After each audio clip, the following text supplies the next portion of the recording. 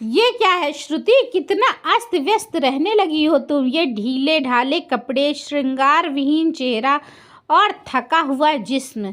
कौन कहेगा हमारी शादी को अभी 1 साल ही हुआ है।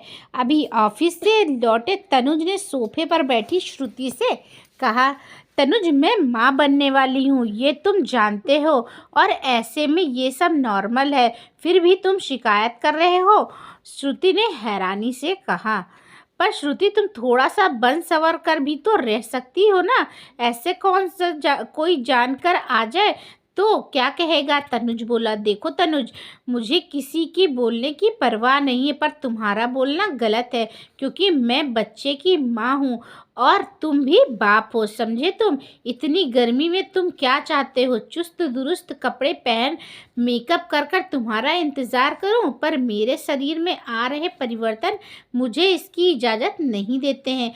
कुछ समय की बात है, बच्चा के होने के बाद अपने बारे में सोचूंगी। श्रुति बोली, अभी ये हाल है तो बच्चा होने के बाद जाने क्या होगा। तनुज मुंह बनाकर बोला और हाथ मुंह धोने चल दिया।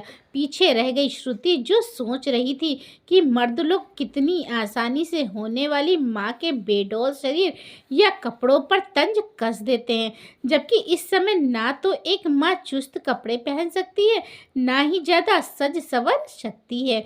ये 45 डिग्री का पारा इसकी इजाज़त कहाँ देता है। पर पति नहीं समझते ये बातें उन्हें।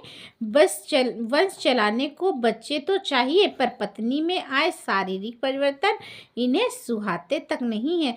कुछ तो करना पड़ेगा तनुज को सबक सिखाने के लिए, क्योंकि अब पानी सिर से ऊपर जा रहा था। श्रुति ने मन ही मन सोचा, तनुज मैंने सारी रात तुम्हारी बातों के बारे में सोचा। कह रहे हो तुम, सच कह रहे हो। मुझे सच में अच्छे से तैयार होकर रहना चाहिए, चुस्त कपड़े पहनने चाहिए अगली सुबह। श्रुति बोली, अरे वाह, आखिर तुम्हें मेरी बात समझ ही आ गई। तनुज खुश होते हुए बोला, हाँ पर मेरी एक शर्त है। श्रुति बोली, अरे मुझे हर शर्त मंजूर है। तनुज बोला, तुम तो सुन लो पहले। देखो, जैसे कि तुम जानते हो मुझे 7वां महीना लग रहा है।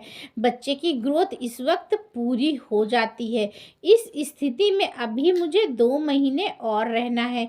एक बच्चा 2.5 किलो के करीब का होता है, राइट। श्रुति बोली। तनुज समझ नहीं पा रहा था श्रुति कहना क्या चाहती। हाँ पर तुम ये सब। तनुज असमंजस में बोला, देखो मुझे ये वजन अभी 2 महीने तक ढोना है, पर तुम चाहते हो मैं सजी सवरी रहूं, तो तुम्हें ये वजन आज के लिए ढोना होगा। श्रुति मुस्कुराकर बोली, मतलब इसलिए ये ईट इसे आज तुम अपने पेट पर बांधकर अपने रोज के सारे काम करना। मैं तो घर के सारे काम करती हूँ, तुम बस अपने करना। अगर तुमने बिना परेशानी ये कर दिखाया तो कल से तुम्हें कोई शिकायत नहीं होगी मुझसे। श्रुति रहस्यमयी मुस्कान के साथ बोली, बस इतनी सी बात है, ये ईंट इससे क्या हो, मेरे बाएं हाथ का खेल है। तनुज ईंट पकड़ता हुआ बोला। उसने श्रुति द्वारा लाए गए कपड़े से ईंट अपने पेट पर बांध लिया और जाकर सोफे पर बैठ गया। श्रुति, मैं नहाने जा रहा हूँ। थोड़ी देर बाद वो बोला, पर उसके लिए ईंट बंधे बंधे नहाना असंभव था, लिहाजा वो हाथ मुंह धोकर आ गया और श्रुति को कुछ न कहा। नाश्ते के लिए रोज की तरह बैठने लगा तो कुर्सी और मेज से कम दूरी होने के कारण बैठ पाना मुश्किल हो गया, जबकि रोज आराम से बैठता था। किसी तरह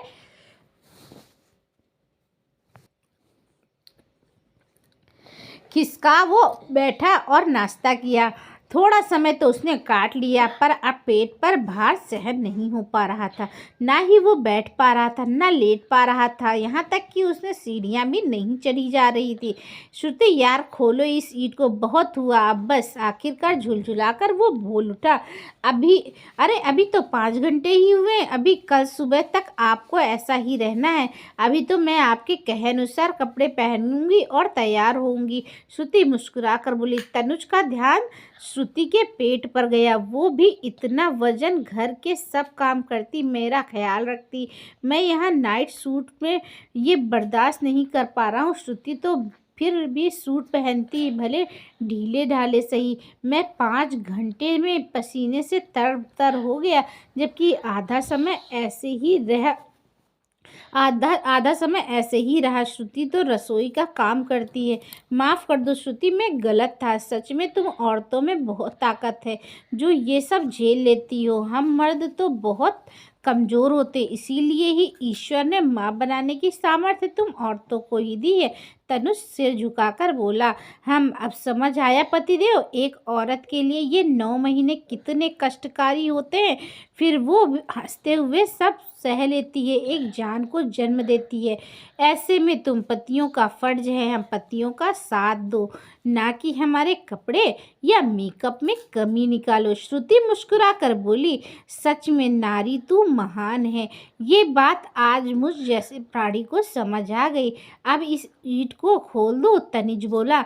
श्रुति ने हंसते हुए ईंट खोल दी। तनुज ने राहत की सांस ली, साथ ही श्रुति ने भी, क्योंकि अब तनुज उसे बात बात पर टोकेगा नहीं। दोस्तों, बहुत से घरों में ऐसा होता है, गर्भावस्था में पत्नी की अस्त व्यस्त रहने से पतियों को चिढ़ होती है। वो ये नहीं समझते पत्नी इस वक्त कितनी मानसिक और शारीरिक दबाव से गुजर रही होती है, तो उसे पति और परिवार वालों का साथ चाहिए। तो दोस्तों, इस वीडियो को लेकर आपकी क्या राय है?